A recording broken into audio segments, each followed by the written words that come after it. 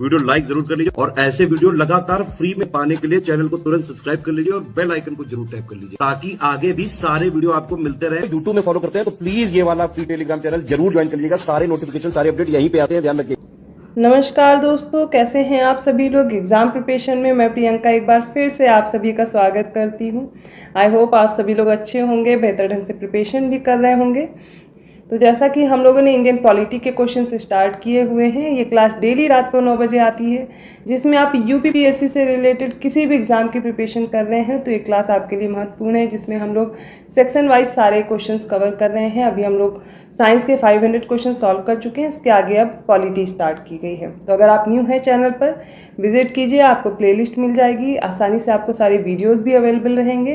कोई भी प्रॉब्लम है आप कमेंट करके मुझसे पूछ सकते हैं। तो आपने अगर पिछली क्लासेस नहीं देखी है उनको भी देखिए। दोपहर 1 बजे क्लास आती है जिसमें मैं जीएस सेक्शन कवर कर रही हूँ, वो भी क्लास आप फॉलो कर सकते हैं। इसके अलावा अगर आप कंप्लीट प्रिपरेशन करना चाहते हैं यूपीपीसीएस की, आरओ री एग्ज़ाम की, या फिर अपकमिंग और भी न्यू वैकेंसीज़ हैं जैसे कि जूनियर असिस्टेंट है, एमपीपीएससी है, या यूपीपीसीएस 2025 के लिए भी आप प्री प्लस मेंस की प्रिपरेशन करना चाहते हैं, तो मैं आपको बताना चाहूँगी कि आप स्टडी फॉर सिविल सर्विसेज के पेड कोर्स को ज्वाइन कर सकते हैं, जिससे आप बेहतर ढंग से प्रिपरेशन एक ही जगह पर कर सकते हैं। कम समय में सारा स्टडी मटेरियल आपको मिलेगा। करंट अफेयर, जीएस, हिंदी, कोई भी सब्जेक्ट हो उसके लिए आपको कोई भी डाउट नहीं रहेगा। टेस्ट सीरीज, पेड क्विज सभी अवेलेबल रहेंगे। ज़्यादा जानकारी के लिए डिस्क्रिप्शन बॉक्स में नंबर दिए गए हैं, आप विजिट कीजिए और आप जो नंबर दिए गए उन पर व्हाट्सएप मैसेज भी कर सकते हैं और कॉल करके भी जानकारी ले सकते हैं। आज का जो पहला प्रश्न मैंने लिया है इसमें करेक्शन है। 316 क्वेश्चन आप लोग देख लीजिए। ये भारत के नियंत्रक और महालेखा परीक्षक के संदर्भ में पूछा गया कौन से कथन सही दिए गए हैं, और इसमें आप सारे स्टेटमेंट देख करके सही उत्तर का चयन करना था। तो देखिए इसमें जो पहला स्टेटमेंट है, इसके अनुसार जो भारत के नियंत्रक और महालेखा परीक्षक की नियुक्ति राष्ट्रपति द्वारा की जाती है 5 वर्ष की अवधि के लिए। सेकंड स्टेटमेंट है उसका वेतन और सेवा शर्तें राष्ट्रपति द्वारा निर्धारित की जाती हैं। और थर्ड स्टेटमेंट है वह 60 वर्ष की आयु पूरी होने पर पद छोड़ देगा। फोर्थ है वह राष्ट्रपति द्वारा ही पद से हटाया जा सकता है। और फिफ्थ है केंद्र और राज्य सरकारों के लेखों के रख रखाव के लिए जिम्मेदार होता है। तो एक एक करके सारे स्टेटमेंट हम लोग डिस्कस कर लेते हैं। देखिए इसकी नियुक्ति तो राष्ट्रपति के द्वारा की जाती है, लेकिन इसकी जो अवधि है वो 6 वर्ष या फिर 65 वर्ष की आयु होती है। जो भी पहले होगा वही उसकी अवधि हो जाएगी, इसलिए पहला स्टेटमेंट इनकरेक्ट है। उसका वेतन और सेवा शर्तें राष्ट्रपति के द्वारा निर्धारित की जाती, सही है, सेकंड स्टेटमेंट करेक्ट है। वह 60 वर्ष की आयु पूरी होने पर पद छोड़ देगा, ऐसा नहीं मैंने बताया 6 वर्ष या फिर 65 वर्ष, इनमें से जो पहले होगा। तो थर्ड स्टेटमेंट भी इसलिए इनकरेक्ट हो गया। और वह राष्ट्रपति द्वारा पद से हटाया जाता है, ये भी स्टेटमेंट गलत है, क्योंकि भारत के नियंत्रक और महालेखा परीक्षक को उसी प्रकार से हटाया जाता है जैसे कि सर्वोच्च न्यायालय के न्यायाधीश को उसके पद से हटाया जाता है, इसलिए फोर्थ स्टेटमेंट भी इनकरेक्ट है। फिफ्थ स्टेटमेंट सही है, वह केंद्र और राज्य सरकारों के लेखों के रख रखाव के लिए जिम्मेदार है। तो आप देखिए सेकंड और फिफ्थ स्टेटमेंट करेक्ट दिया गया है। इसके अलावा जो गलत दिए गए हैं उसमें आप देखेंगे पहला गलत है, तीसरा भी गलत है और चौथा भी गलत है। इसमें ऐसा कोई ऑप्शन नहीं दिया गया है, इसलिए आप अपना जो भी पिछली बार जिन्होंने भी मेरे साथ पढ़ा है इस क्वेश्चन में करेक्शन कर लेंगे और इस टॉपिक को प्रिपेयर कर लेंगे। इस सीरीज़ के हम लोग 365 क्वेश्चन को हल कर चुके हैं पॉलिटी के। आज 366 क्वेश्चन से स्टार्ट कर रहे हैं। तो इसमें कथन और कारक दिए गए हैं और कथन और कारक को देखते हुए सही उत्तर का चयन करना है। कथन है 1882 के लॉर्ड रिपन के प्रस्ताव को स्थानीय शासन का मैग्ना कार्टा कहा जाता है। इसका कारण है लॉर्ड रिपन को स्थानीय शासन का पिता कहा जाता है। इसमें से बताना है कथन और कारण कौन से सही दिए गए हैं ऑप्शंस, उनके अनुसार चयन कीजिए। तो देखिए इसका आंसर राइट होगा बी। ए और आर दोनों सही हैं, लेकिन कारण सही व्याख्या नहीं करता।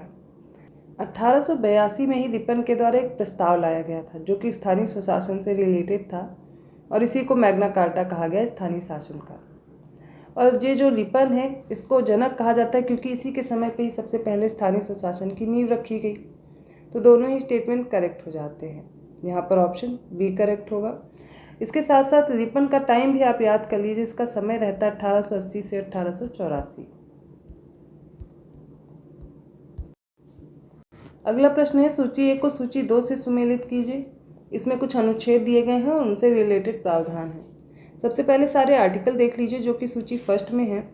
इसमें पहला है आर्टिकल 243C, सेकंड जो ऑप्शन बी दिया गया है 243D, इसी तरह सी दिया गया 243E और डी दिया गया आर्टिकल 243K।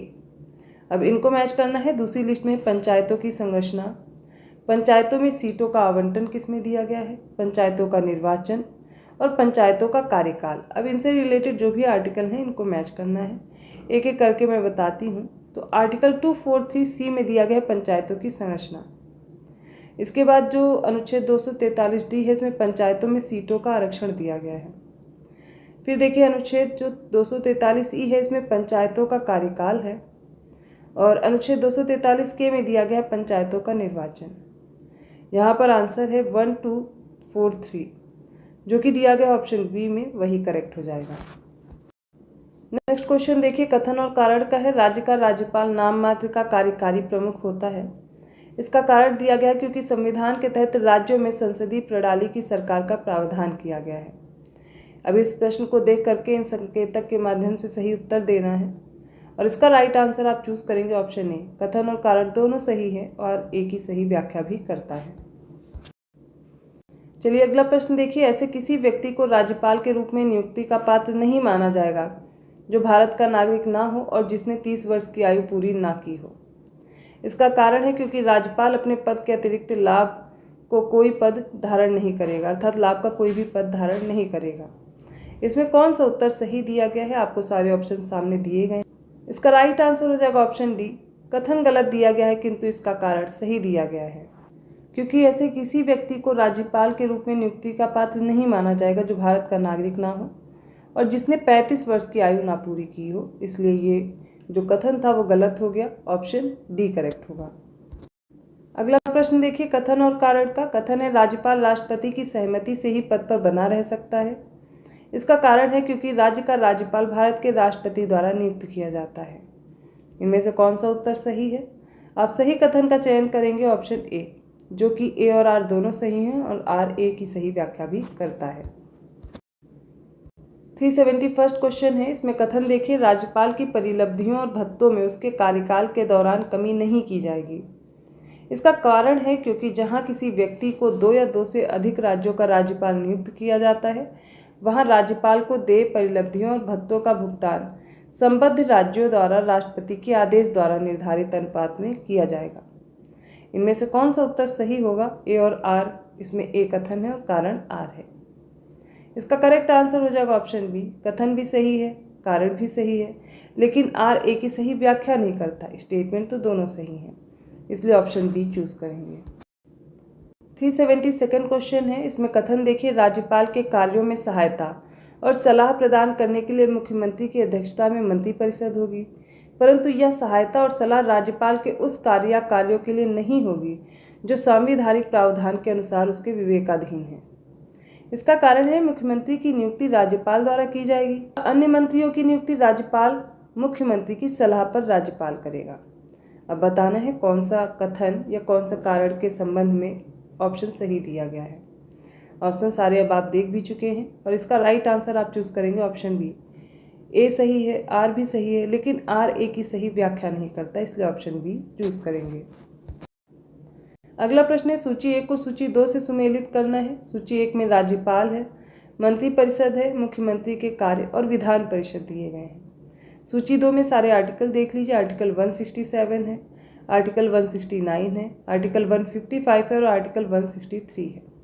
अभी ऑप्शन दिए गए हैं, इन्हीं के अनुसार आपको मैच करना है।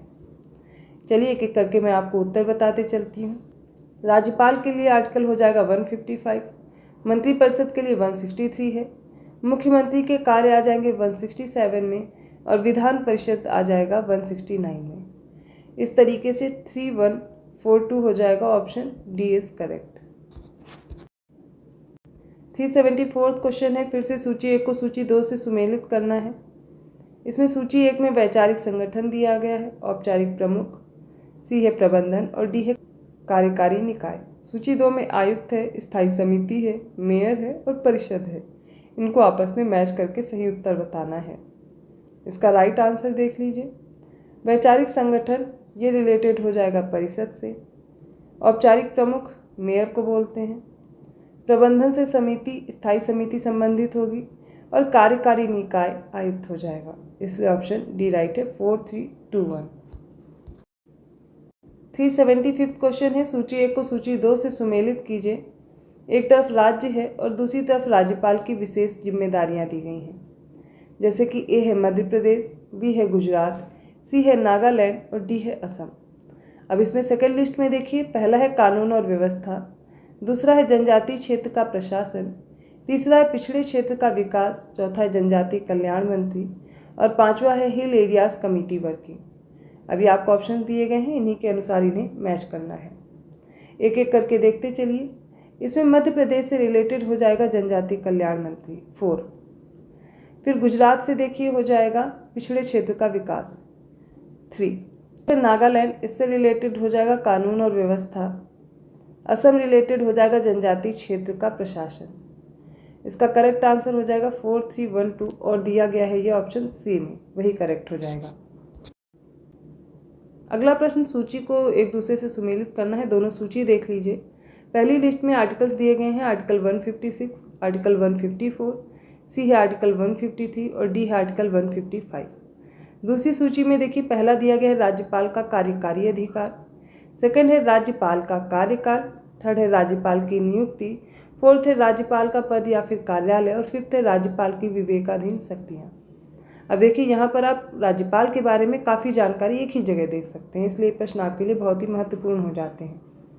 इसका सही उत्तर देखिए हो जाएगा आर्टिकल 156 रिलेटेड है राज्यपाल के कार्यकाल से, आर्टिकल 154 रिलेटेड है राज्यपाल का कार्यकारी अधिकार आएगा, आर्टिकल 153 में आता है राज्यपाल की नियुक्ति और आर्टिकल 155 में आता है राज्यपाल का पद या फिर कार्यालय। इसका राइट आंसर है 2, 1, 4, 3। Option B is correct, right. 377 question है, सूची 1 को सूची 2 से सुमेलित करना है। इसमें समितियां दी गई हैं और उनसे गठन का जो उनका प्रायोजन रहा है वो मैच करना है। तो समितियां देखिए, पहली है GV.K. राव समिति, सेकंड है बलवंत राय मेहता समिति, सी दिया गया LM सिंघवी समिति और डी दिया गया अशोक मेहता समिति। अब गठन का प्रायोजन देखिए, पहला दिया गया पंचायती राज संस्थाएं, सेकंड है प्रजातंत्र और परिवर्तन के लिए पंचायती राज संस्थाओं को सुदृढ़ीकरण करना, थर्ड है ग्रामीण विकास और गरीबी उन्मूलन कार्यक्रमों के लिए विद्यमान प्रशासनिक व्यवस्थाएं और फोर्थ है समुदाय विकास कार्यक्रम और राष्ट्रीय विस्तार सेवा, फिफ्थ है पंचायती राज चुनाव। इनको आपस में मैच करना है। उत्तर देखिए, तो GV.K. राव समिति, इसको मैच करेंगे ग्रामीण विकास और गरीबी उन्मूलन कार्यक्रमों के लिए विद्यमान प्रशासनिक व्यवस्थाएं। बलवंत राय मेहता समिति को आप मैच करेंगे सामुदायिक विकास कार्यक्रम और राष्ट्रीय विस्तार सेवा। तो पहला हो गया 3, फिर हो गया 4। इसके बाद है LM सिंघवी समिति, इसको आप मैच करेंगे प्रजातंत्र और परिवर्तन के लिए पंचायती राज संस्थाओं को सुदृढ़ीकरण करना। डी है अशोक मेहता समिति, ये पंचायती राज संस्थाओं से रिलेटेड है। तो इसका राइट आंसर है 3, 4, 2, 1। जिस भी ऑप्शन में ये दिया गया है वही करेक्ट हो जाएगा। आगे देखते हैं। 3, 4, 2, 1 दिया गया ऑप्शन सी में, यही राइट हो जाएगा। अगला प्रश्न देखिए, राज्य के राज्यपाल को कुछ स्टेटमेंट दिए गए हैं और बताने हैं कौन से कथन सही हैं। राष्ट्रपति के समान ही कार्यकारी, विधायी और न्यायिक शक्तियां प्राप्त होती हैं। सेकंड है, उसे सदैव मंत्रिपरिषद की सलाह और सहायता से कार्य करना होता है। उसे राज्य लोक सेवा आयोग के सदस्यों को नियुक्त और विभिन्न मंत्रियों में सरकारी कार्य के बंटवारे का अधिकार प्राप्त होता है। बताना है इनमें से कौन से कथन सही दिए गए हैं। प्रश्न में देखिए, जो पहला स्टेटमेंट है सही दिया गया है, राष्ट्रपति के समान ही कार्यकारी, विधायी और न्यायिक शक्तियां प्राप्त होती हैं।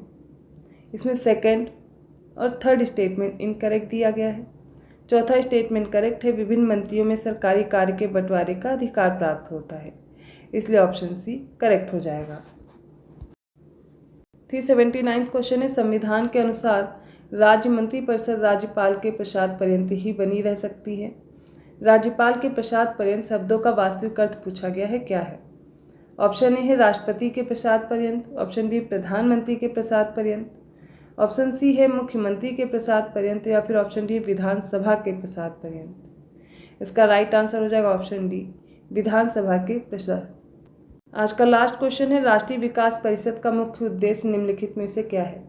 ऑप्शन ए सभी महत्वपूर्ण क्षेत्रों में समान आर्थिक नीतियों को प्रोत्साहित करना, ऑप्शन बी है योजना लागू कराने में राष्ट्र के तमाम प्रयासों और संसाधनों को सुदृढ़ करना और जुटाना। ऑप्शन सी है देश के तमाम भागों के लिए संतुलित एवं त्वरित विकास सुनिश्चित करना। या ऑप्शन डी है योजना लागू करने में सभी राज्यों का सहयोग प्राप्त करना। इसका करेक्ट आंसर हो जाएगा ऑप्शन डी। राष्ट्रीय विकास परिषद का मुख्य उद्देश्य होता है योजना लागू करने में सभी राज्यों का सहयोग प्राप्त करना। तो ये आज के प्रश्न हैं, आई होप समझ में आए होंगे। मैंने कोशिश की एक सामान्य सी जानकारी के अनुसार आपको समझाया जाए। आप इसकी डिटेल एनालिसिस चाहते हैं, इसकी PDF प्राप्त करना चाहते हैं, इसके साथ साथ प्री और मेंस की कंप्लीट प्रिपरेशन करना चाहते हैं तो डिस्क्रिप्शन बॉक्स में मैंने नंबर दिया हुआ है, आप उस पर व्हाट्सएप मैसेज या कॉल करके जानकारी ले सकते हैं। इसके अलावा अगर आपका कोई डाउट है इन क्वेश्चंस में, आप कमेंट करके पूछ सकते हैं। अगर वीडियो अच्छा लगा प्लीज़ लाइक कीजिए, चैनल को सब्सक्राइब कीजिए और लोगों को शेयर करते रहिए। ऐसे ही क्वेश्चन के साथ मैं मिलती हूँ अगले वीडियो में, तब तक के लिए धन्यवाद।